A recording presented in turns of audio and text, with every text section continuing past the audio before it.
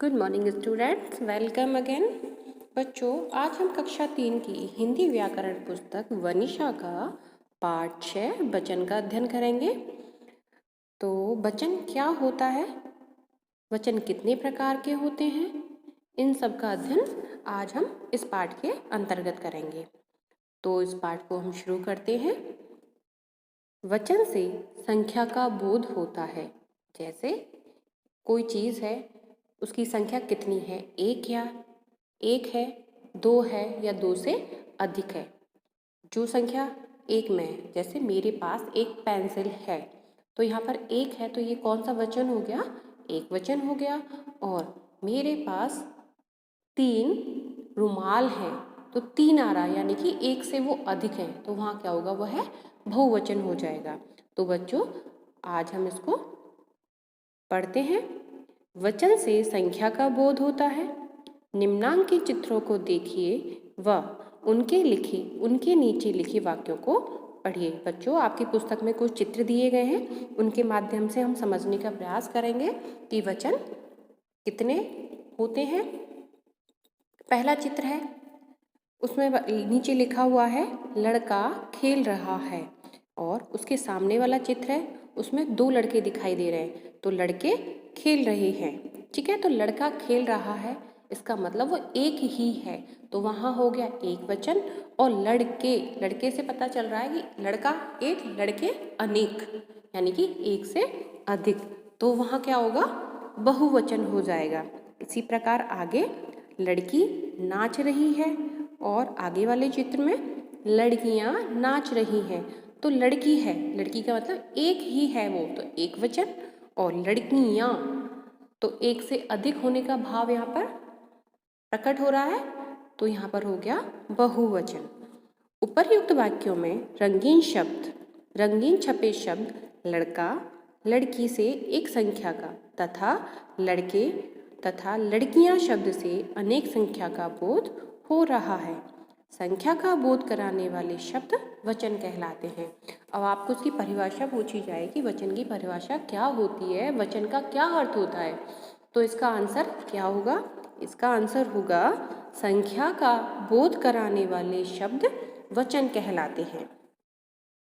शब्द के जिस रूप से प्राणियों अथवा वस्तुओं की संख्या का बोध होता है, उसे वचन कहते हैं। ठीक है बच्चों, ये इसकी क्या हो गई, परिभाषा हो गई कि शब्द के जिस रूप से, शब्द है कोई, उसके रूप से हमें यह पता चले कि प्राणी या कोई वस्तु भी हो सकती है, वह उसकी संख्या का बोध हो रहा है, हमें उसकी संख्या का पता चल रहा है कि उसमें कितनी संख्या में वो एक है, दो से अधिक है, तो जहाँ हमें संख्या का पता चले उसे हम वचन कहते हैं।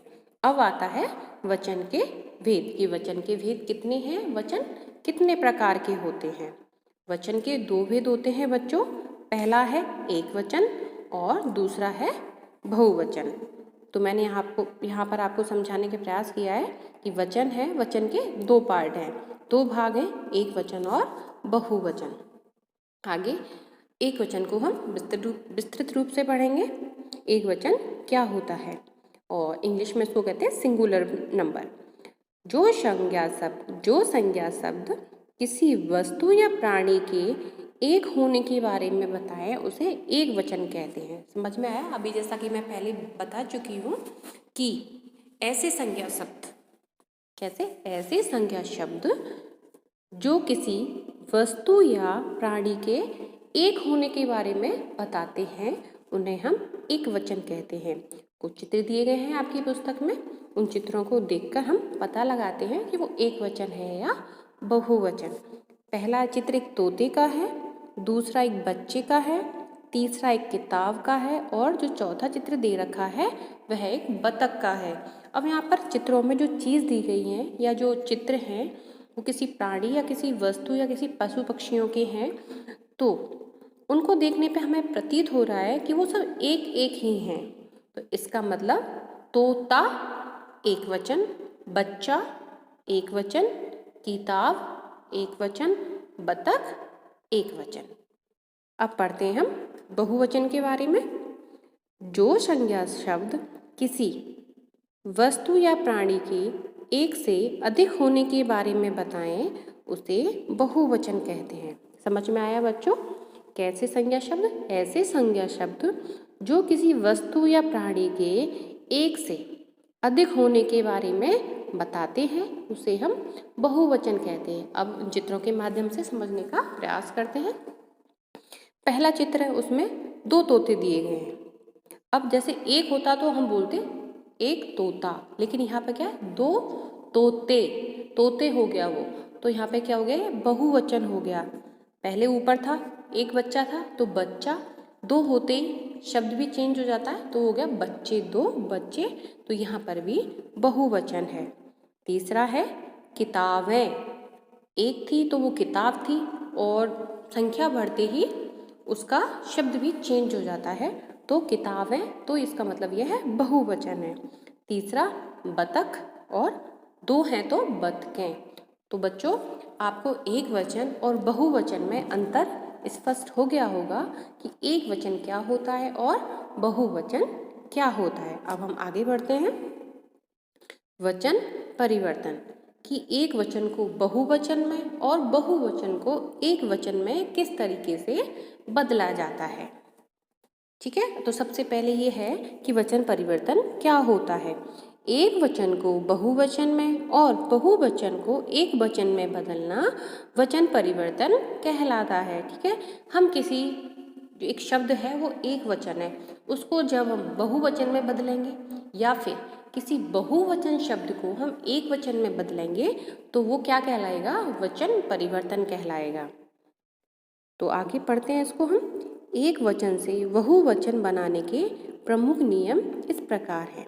पहला है पुल्लिंग शब्दों के अंत में आए आ को ए कर देते हैं। जैसे पहला नियम क्या है, कोई भी पुल्लिंग शब्द है, ठीक है, उसके अंत में आ रहा है आ, और तो आ को जब हम ए कर देंगे तो वह बहुवचन में परिवर्तित हो जाएगा। तो हम देखते हैं ऐसे कुछ शब्द दिए गए हैं जो एक वचन है तो उनको बहुवचन में कैसे बनाया गया है।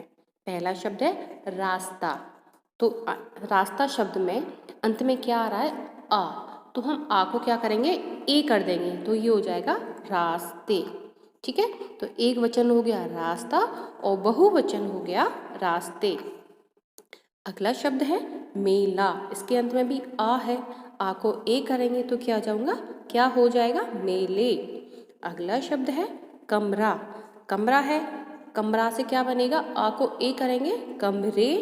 इसी प्रकार पंखा, आ है अंत में तो क्या हो जाएगा, आ को ए हो जाएगा तो शब्द बनेगा पंखे।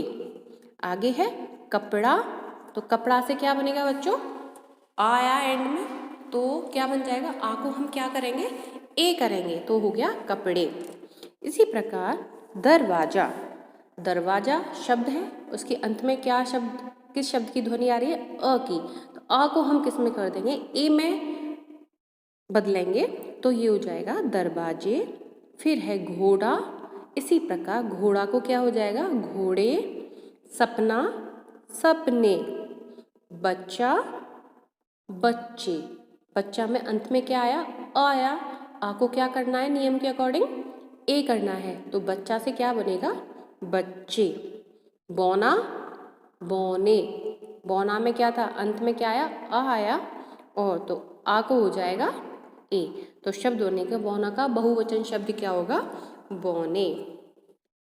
अगला नियम है कुछ पुल्लिंग शब्दों के रूप नहीं बदलते हैं। जैसे अब बच्चों आपको एक बात बताती हूँ यहाँ पर मैं, कि कुछ ऐसे पुल्लिंग शब्द होते हैं उनमें कोई परिवर्तन नहीं होता है, वह जैसे हैं वैसे ही रहते हैं, किसमें, बहुवचन में भी उसी प्रकार ही रहते हैं। वह कौन कौन से शब्द हैं इनको हम देखते हैं। पहला शब्द है गांव, तो गांव का गांव ही होगा, इसमें कोई परिवर्तन नहीं होगा। फिर है तख्त, तख्त का भी तख्त ही होगा। संतरी, संतरी का भी संतरी ही होगा। पेन, पेन का पेन ही होगा, ऐसे नहीं मतलब पेने या पेनो, ऐसा कुछ भी नहीं होगा, पेन का पेन ही होगा। आम का आम ही होगा, हम इसको ऐसे बोलेंगे जैसे कोई शब्द है, यह आम बहुत मीठा है, तो हम कह सकेंगे ये आम बहुत मीठे हैं।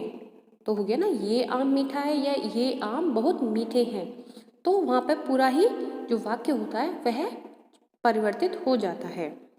फिर गुरु का गुरु ही रहेगा, बाघ बाघ का बाघ ही रहेगा, माली माली का क्या होगा बच्चों, माली का माली ही रहेगा, सेब सेब का सेब ही होगा, और कमल कमल को भी बहुवचन में कमल ही लिखेंगे। अब अगला है, स्त्रीलिंग शब्दों के अंत में आए अ को ए कर देते हैं। ठीक है ना, इससे पहले हमने पढ़ा था पुल्लिंग शब्दों के अंत में आए अ को पहले बड़ा आ रहा था और स्त्रीलिंग में क्या आ रहा है, ए आ रहा है। तो बच्चों तो हम अभी ये पढ़ेंगे, स्त्रीलिंग शब्दों के अंत में आए अ को ए कर देते हैं। वहाँ बड़ा आया था किसमें, पुल्लिंग में, उस आ को हमने ए किया था और यहाँ पर अ आ रहा है, यानी कि छोटा अ जो होता है उसको हम ए कर देंगे। तो देख लेते हैं कौन कौन से हैं इसके। पहला है जेल, जेल, ल में क्या जुड़ा हुआ है, अ जुड़ा हुआ है, तो आ को हम कर देंगे ए, तो ये क्या हो जाएगा, जेलें। रात का रातें, बहन बहनें। अब ये जो जेल, रात, बहन, सड़क, आँख, गाय, ये सारे शब्द कैसे हैं, ये सारे स्त्रीलिंग शब्द हैं। तो अभी जैसे नियम के अनुसार कोई भी स्त्रीलिंग शब्द यदि उसके अंत में अ आ रहा है तो आ को यहाँ पे ए करना है हमें। ठीक है, तो जेल को जेलें, रात को रातें, बहन को बहनें, सड़क को सड़कें, आँख को आँखें, गाय को गायें। ठीक है ना बच्चों, समझ में आई ये चीज़ आपको। अगला शब्द है चप्पल, चप्पल, ल में आ लगा हुआ है तो आ को ए होगा तो क्या हो जाएगा, चप्पलें। और इसके साथ में बच्चों अंक की बिंदी भी लगती है यहाँ पे, क्योंकि चप्पल का चप्पल हो जाएगा, लेकिन चप्पलें, अंक का भी इसमें, अंक की भी इसमें ध्वनि आ रही है। नहर, नहरें, खबर, खबरें, पुस्तक, पुस्तकें, बतख, बतखें, कलम, कलमें। ठीक है ना बच्चों, तो आप सबको ये क्लियर हो गया होगा कि स्त्रीलिंग में जो अ होता है उसको ए हो जाता है और साथ में अंग, अंग की ध्वनि भी आती है। अब आगे है चौथा, स्त्रीलिंग शब्दों के अंत में आए आ को बाद में ए कर देते हैं। ठीक है, ए जोड़ देते हैं, ए पर एक ऊपर चंद्र बिंदु के साथ उसको जोड़ते हैं। यदि स्त्रीलिंग शब्द के अंत में आ रहा हो तो आ को किस में करेंगे, ए में, यानी कि ए के ऊपर अंग की उसकी चंद्र बिंदु लगेगा तो वो बहुवचन में परिवर्तित हो जाएगा। जैसे एक वचन शब्द है माला, माला का है मालाएं। ठीक है, तो माला में अंत में आया आ को हम ए में कन्वर्ट करेंगे तो ये क्या होगा, चंद्र बिंदु लगेगी ऊपर तो मालाएं। फिर है लता, लताएं, ता को ए में करेंगे और चंद्र बिंदु लगाएंगे तो लताएं। गाथा, गाथाएं। इसी प्रकार घटा, घटा में आ आया अंत में तो आ को ए हो जाएगा तो ये हो जाएगा घटाएं। कविता, कविताएं। ठीक है बच्चों, तो कविता में क्या था, त था, ता में आ लगा हुआ है तो आ को किस में कन्वर्ट करेंगे, ए में, और उसके ऊपर चंद्र बिंदु लगेगा तो ये हो जाएगा कविताएं। तो कविता एक वचन हो गया और कविताएं क्या हो गया, बहुवचन हो गया। आगे है माता, माता शब्द में ता में आ लगा हुआ है, ए जोड़ेंगे और ए के ऊपर चंद्र बिंदु लगेगा तो ये हो जाएगा माताएं, बहुवचन शब्द हो गया। फिर है सेना, सेना का होगा सेनाएं।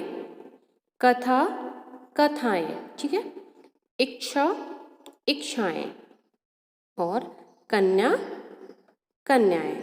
ठीक है बच्चों, तो यहाँ पे आपको पता चला कि इन सारे शब्दों में क्या आ रहा है, यहाँ पर आ रहा है, आ। तो आ को किस में परिवर्तित करना है, ए में, और ए के ऊपर चंद्र बिंदु लगाना है तो यह क्या हो जाएगा, तो उसका बहुवचन रूप बन जाएगा, किसी स्त्रीलिंग शब्दों का वो बहुवचन बन जाएगा। ठीक है। ऐसे पहले पढ़ा था, स्त्रीलिंग शब्द था, उसमें अ जुड़ा हुआ था, तो आ को हमने ए में किया, ठीक है, और उसके ऊपर अनुस्वार लगा था। लेकिन यहाँ पर आया आ के साथ ए में बदल रहे हैं उसको हम, और चंद्र बिंदु लगा रहे हैं। ठीक है बच्चों, तो आज इसका एक पार्ट को मैं यहीं समाप्त करती हूँ। अब मिलते हैं हम अगले भाग पर, इसके अगले पार्ट में। धन्यवाद।